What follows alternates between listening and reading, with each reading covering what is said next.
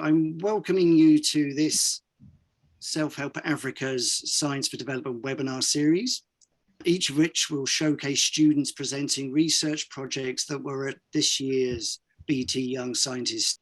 Each webinar focuses on a scientific area of relevance to Self-Help Africa's development programs. And today we're focusing on agriculture, and future webinars will look at energy and innovation. Although there are overlaps in those categories, as you'll see from the projects that we have here that are very innovative as well, because the challenges are complex and therefore the solutions are as well layered and complex. So we work with rural communities to help them improve the productivity of their farms and thus their livelihoods. And the mission is to empower rural communities across Africa so as to realize Africa free of poverty.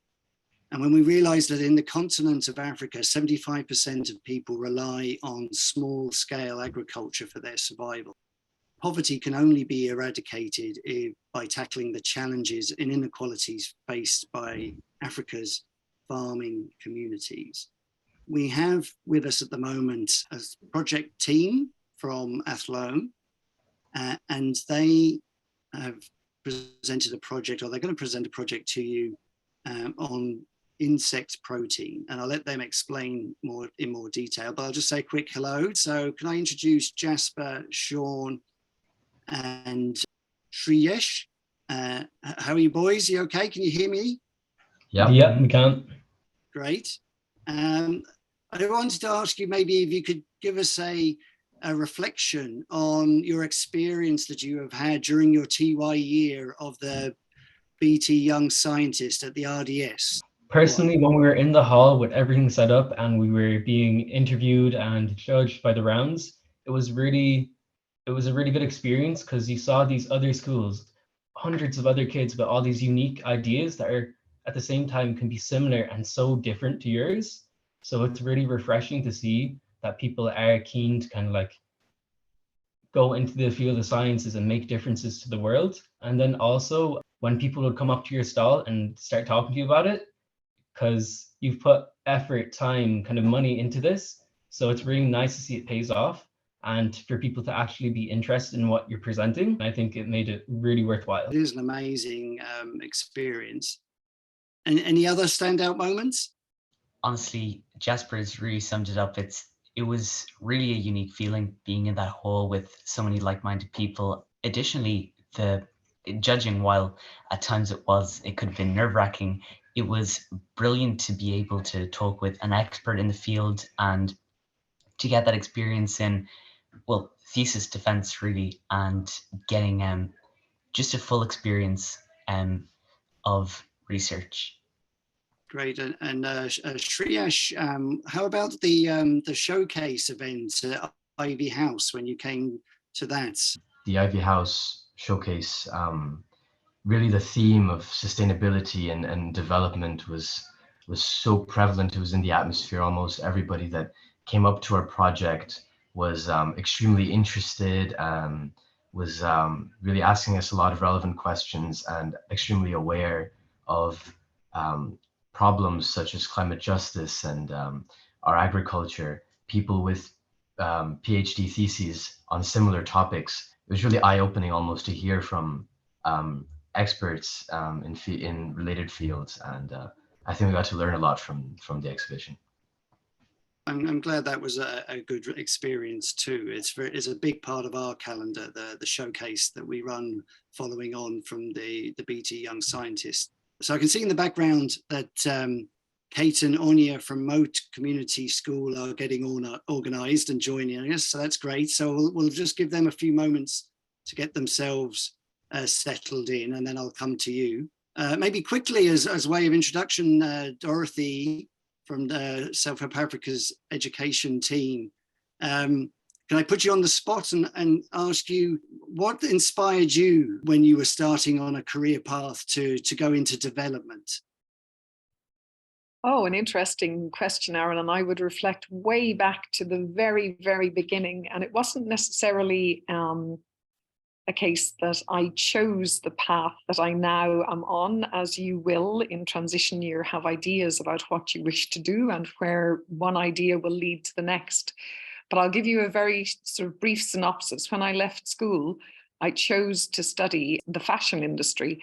And I spent an enormous amount of energy and time and, you know, an amount of, well, money, as you say, as well, in terms of traveling, understanding fabrics, how they work, how you can shape them into 3D forms, how culturally so many different people rely on clothes in different ways. And then I took a visit to a country called Thailand, and I witnessed how different the kind of aspect of a 2-meter piece of cloth could be, and how it could be used, to be worn in different ways without the use of buttons, how it could be used to carry all manner of different produce, how it could be used to carry children, how it could be used to climb trees, to gather coconuts to feed people.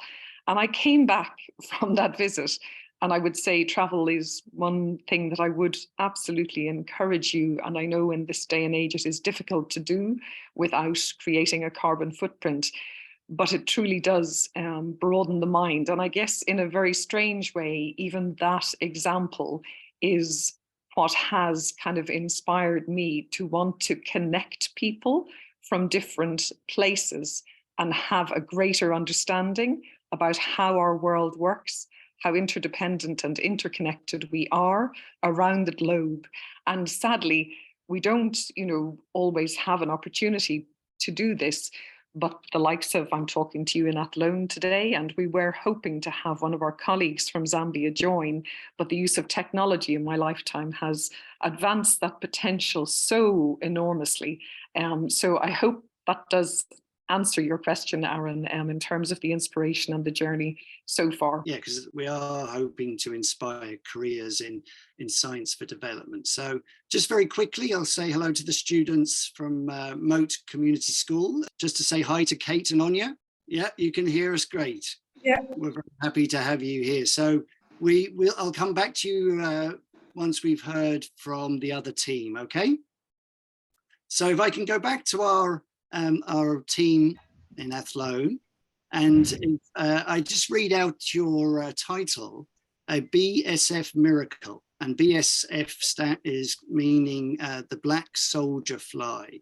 And you introduced your young scientist project further by stating your aim as being investigating the possibility for the BSL-FL, so the black soldier fly larvae, as a sustainable EU novel food through study of its microbiome. If you would give us an overview of what you did, and maybe explain to us some of these terms, just you know, what is a EU registered novel food, and what is a microbiome? So novel food was a term I'm pretty sure invented in 2002, and it's any food that passes certain requirements to make it legal to sell and consume within the EU. So there's 3 main points. 1, it doesn't pose any danger to the consumer. 2, it can't have less of a nutritious kind of compound than if it's an alternative food. So say if you have corn, that's an alternative to meat. It can't have less of like nutrients. And then Seán, the third one? It can't be detrimental to human health. Mm-hmm. So that would have been the factor that we focused most on, since it was the only one that black soldier fly larvae are in direct, I suppose, violation of. The black soldier fly larvae, the reason why we chose them was because they're larvae of the black soldier fly, and they've got the property of having an almost 50% protein content by mass. And on top of this, they can consume almost any biomass, making them, so that would be including animal waste, manure, food waste, and that would make them theoretically a completely sustainable human food. However, because of this violation of EU novel food standards, they're currently not covered under EU legislation for sale as a human food. So our project was to look into the reasons why they're not a novel food and how we could make them in line with these regulations. The one main factor that makes them consume all this food and convert it into almost 15% proteins in the larvae, 30% fiber, 20% fats, is the very diverse and complicated microbiome. So the microbiome is host to many different pH levels from, I think, 2 to 7. It has all these different bacterias. And the one main bacteria we found within the microbiome was the presence of Enterobacteriaceae. We realized that these Enterobacteriaceae, this family of bacteria containing pathogens, well-known pathogens, such as Salmonella, are potentially the reason why black soldier flies, even though they are being applied to the EU, are being rejected as novel foods. So we shifted our focus and we began research on how we could maybe try and eliminate the amount of Enterobacteriaceae in their gut to try and make them safer for human consumption. We did this by realizing that this family of bacteria, the Enterobacteriaceae, are anaerobes, which means they do not use oxygen to respire. They instead use certain ions, sulfate and nitrate ions, which are present in the feed that these larvae grow on. And so we had a sort of eureka moment when we realized if we get rid of sulfates and nitrates, maybe we could also reduce the amount of these pathogens and thus make them safe for consumption. Wow. Your project is very impressive, the level of research you managed to do. One thing that strikes me, I have no idea, how do you take a gut sample of an insect? Within school, there is not the equipment that is needed to extract their gut. So we had to contact our regional university, the TUS, Technical University of Shannon. And we managed to gain access to one of their microbiology labs under the supervision of one of their microbiology professors, Dr. Antoine Fort. And so using the equipment, we had a stereoscope, which is like a microscope with 2 lenses. And we placed a petri dish and we submerged the larvae that we grew ourselves into some water. And using a scalpel, we basically slit their anterior, and then using tweezers, we pulled out their gut and put that on some slides, applied a test known as the Gram stain test, which can be used to identify bacteria, and looked at that under the microscope. We tried to conclude things from those images. Wow. I mean, that's quite involved. And it's great to hear that you got support from outside of school for access to labs and expertise from the university there in Shannon. And that's great to hear. And I know you mentioned in your project that you also were reached out to and assisted with an Irish company that actually works in insects, which I don't think many people would realize is a thing. So that's Hexafly. So Hexafly is a farm around BSFL and harvesting them in Meath, I believe. And it is the only farm in Ireland to harvest BSFL. So they use it for animal products like feed, they use fertilizers, I think oils and different makeups. They use a lot, but they don't specialize or have any connection with human consumption. So we decided to email their CEO, Alvin Hunt, requesting any information he can give. So at this point, we didn't have a lot of information on really anything, so we used this as our starting point. So we requested information on how they're raised, how they're fed, kind of how hard it is to raise them, the efficiency. The way that we planned to conduct our main experiment was we would hopefully get a sample population of around 120 larvae and raise them each on a different diet. So as Shreyash had mentioned, Enterobacteriaceae use sulfates and nitrates generally to respire. So we hypothesized that by reducing the sulfates and nitrates in their feed, we would see a corresponding reduction in Enterobacteriaceae in their gut. We contacted Alvin Hunt to see would it be possible to source these larvae, and he was good enough to supply us with 120 neonatal larvae for use in our research. Those were divided into 4 groups, which we actually raised at home. We would have used a hydroponics heat mat to maintain a uniform temperature, but certainly an interesting experience. And even to build on that, We gained so much information, like the conditions we need to raise the larvae in, the food, which is known as the standard Gainesville diet, has alfalfa, polenta, and wheat bran. And all this information we gained off Hexafly and Alvin Hunt. So really without them, it wouldn't have been possible at all that they invested in us, a TY group.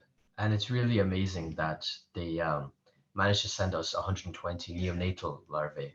We didn't think that that would be possible, and that it would be a very idealistic situation for us to be able to really do our research the way we wanted it to be done. It's really encouraging that you got that response, and it shows for other students and teachers maybe watching this that you don't have to do this in isolation, and to reach out to organizations, companies and institutions for advice and see how they can help.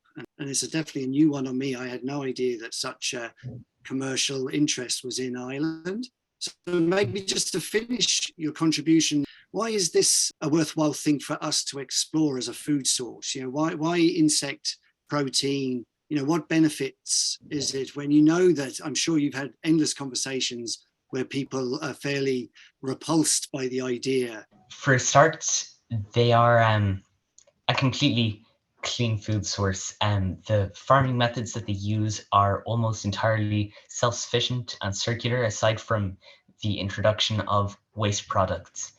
Additionally, which we feel will be the most far-reaching benefit to our study, is that EU regulations are notoriously stringent, and they are looked to by plenty of countries around the world. We feel that should the EU endorse black soldier fly larvae as a human food, then they could be applied in countries such as, developing countries around the world. The infrastructure for their consumption is already there. In countries such as Kenya, and especially in Nairobi, there's an organization which you may be familiar with known as the InSfeed Initiative, which over, I believe, the course of 6 months, managed to train over 1,000 farmers in the city of Nairobi to farm black soldier fly larvae for use as animal feed.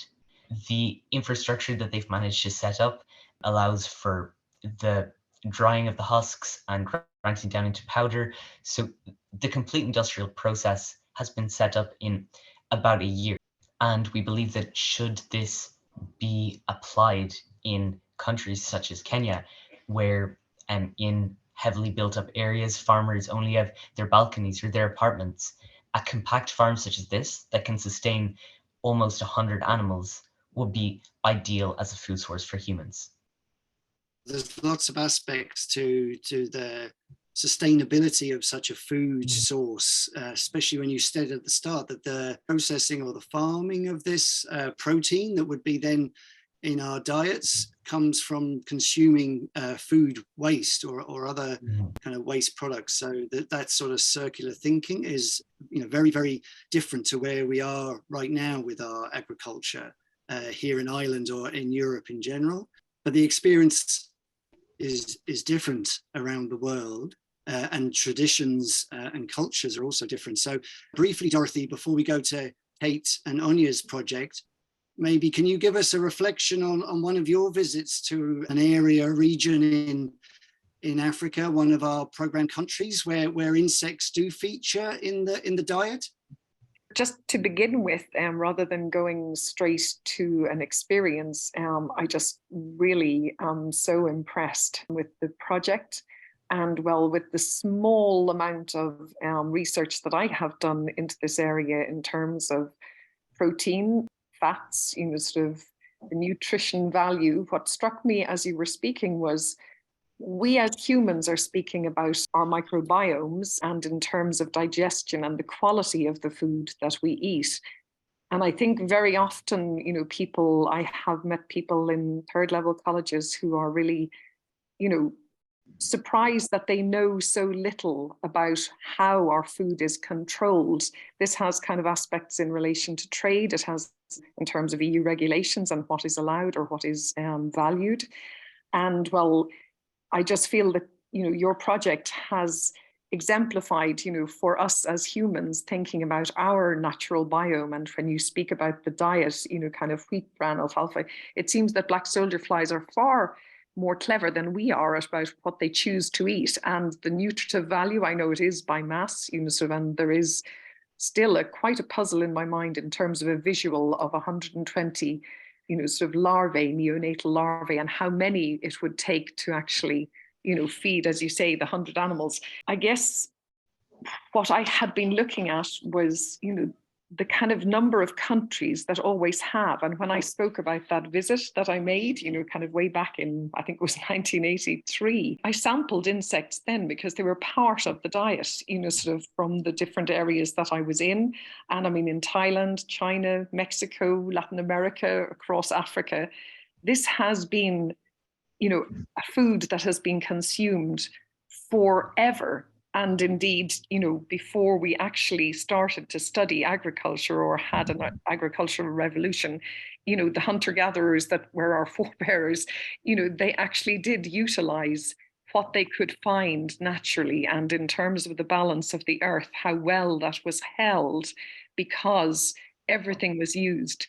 And so one of the reflections I would have about different visits that I have had to different parts of the world, where sometimes you spoke about access and about being able to access the facilities that are on your doorstep. And it is always striking how sometimes when we have less access, we have to be more innovative with what we do. So I would say that very often in different parts of the world that I have been privileged to be able to visit in relation to the continent of Africa and this work, the use of everything, that is what actually makes things more sustainable. The reuse and the circular economy that we speak about now, it is so relevant and so important. And this one project, you spoke about like-minded people in a room having different approaches.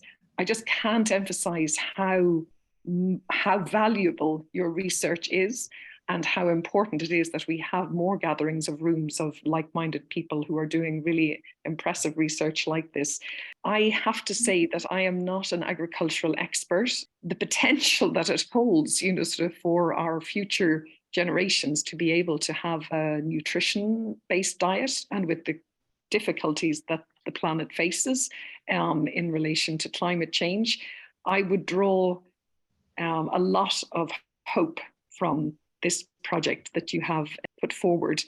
Sadly, the person in Zambia who we had been hoping would be on the call was called away to another meeting today that involves the Evergreening Alliance, which I'd encourage you to look up. There was, I think, only 2 times in my life, 4 times actually, where I have eaten insect-related products. Some of them came in a bag in Ireland, and also a very, very nice meal that I had that was cooked with onion, with garlic, with some herbs, and with termites as the protein content. And it was crunchy, but very good. And you're still here to tell the tale, so... Oh, absolutely. And well, that precisely hits the nail on the head, Aaron. Looking to alternatives and seeking, obviously, ones that will be safe is important. So, yeah, congratulations again. And thank you so much on this very busy day with your, TY graduation ceremony for coming to speak with us as well. We appreciate it. Thank you for having us. Thank you so much. Hi, girls. I think we just have to wait for 2 minutes for Aaron to return. I'm not quite sure. Can you hear me okay? Yeah, great. Kate and Áine. Yeah.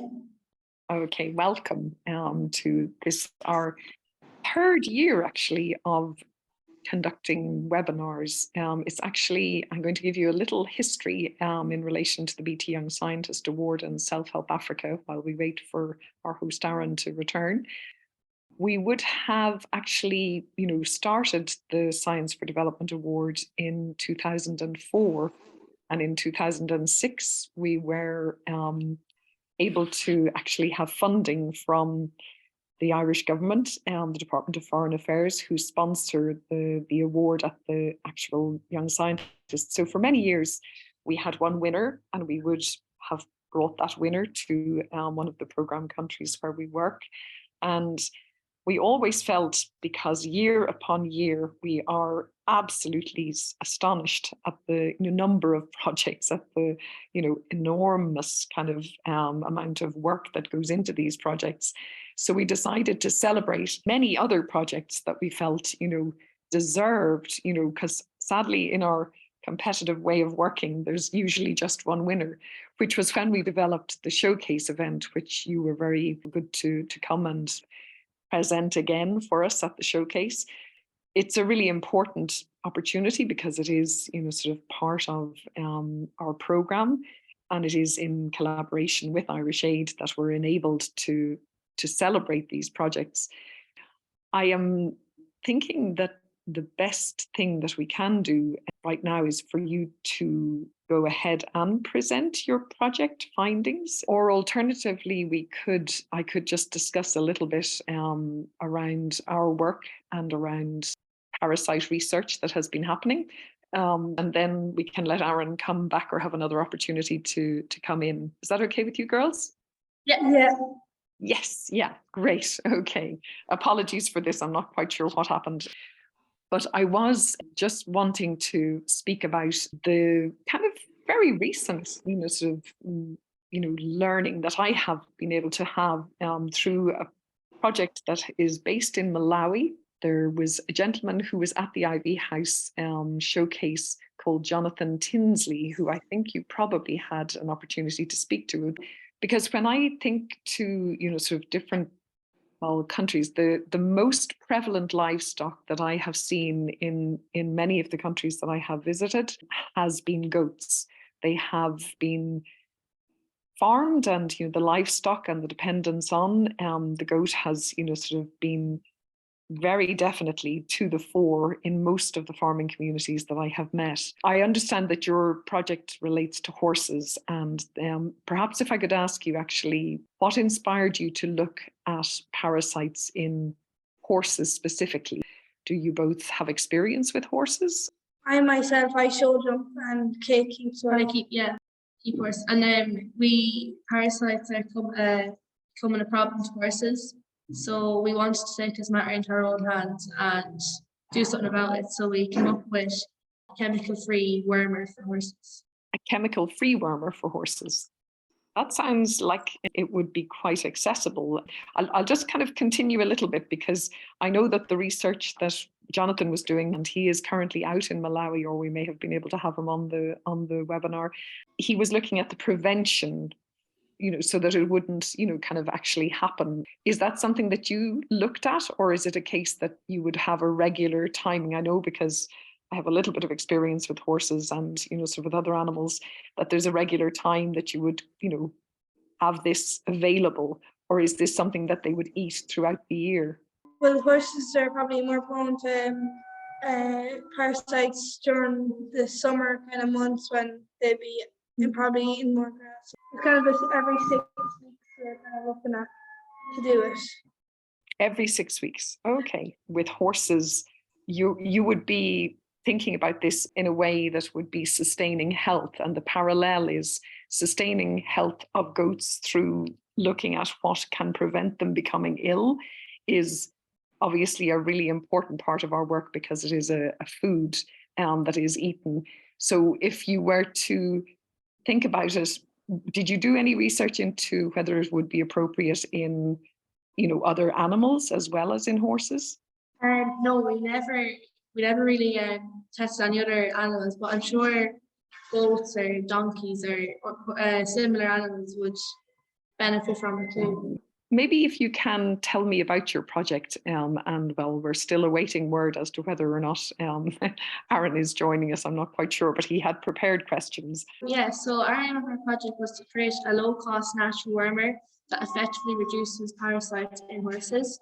And because horses are prone to several parasites, such as lungworm, redworm, this inhibits their ability to thrive. Consequently, they require a regular worming treatment.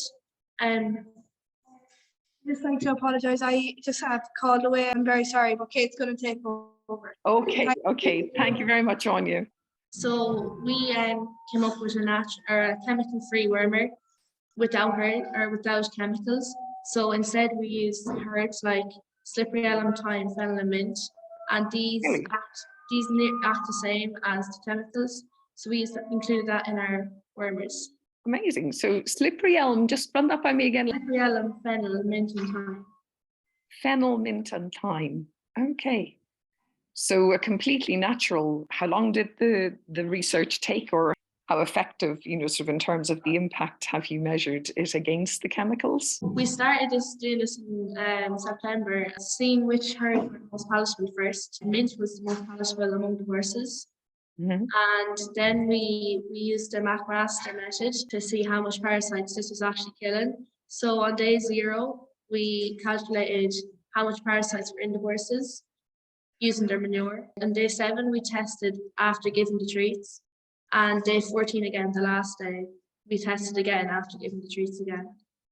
And you actually fed this individually, or did you make up a compound? We included oats, carrots, and honey, and cod liver oil among the herbs. Wow. Yeah, so it was a treat for them, also killing the parasites as well. Yes, yeah, amazing. But slippery elm it's a mucilaginous effect as far as I can remember, and it coats the lining as well of the digestive tract. Isn't that correct? Yeah, that's correct. Yeah, really, really interesting. Would you be considering continuing with your research? Yeah, well, if we had more time, we would like to see if this would work on any other animals. So maybe after school, this might be something we might do.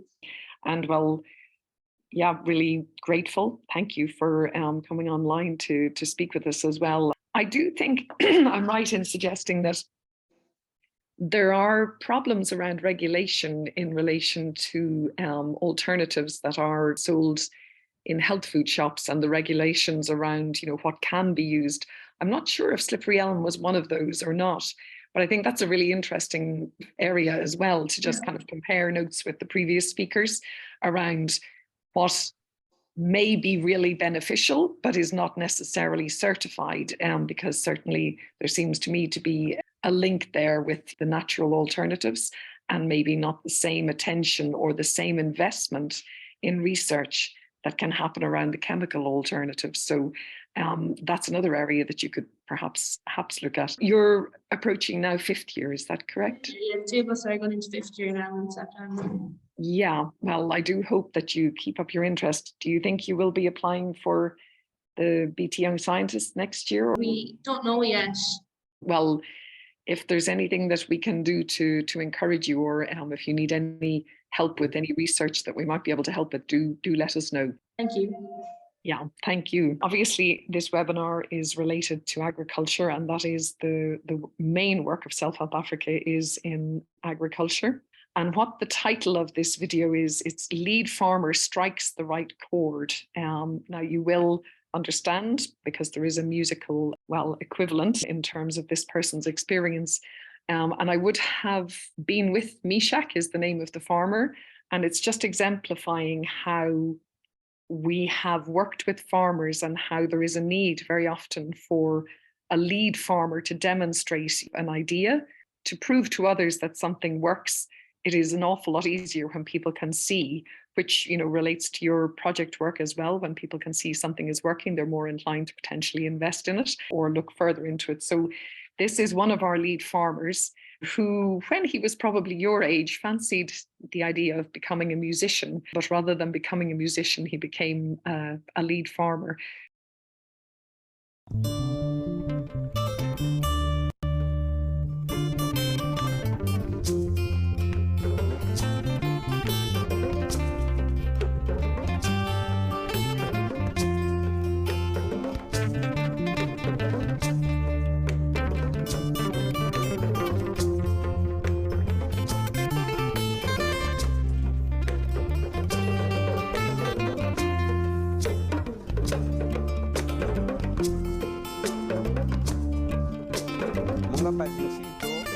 timathandizana na vana vamnava na family yose po vavana vose vamnavu kuliye mulese iporo vanhu hama vakumbwira monga mulimi pambana mkuimba chifukwa chakuti tikaona timaikiswa netingenesa muli khala chapedwa tung'ono but ma outcome yonkhala yambiri.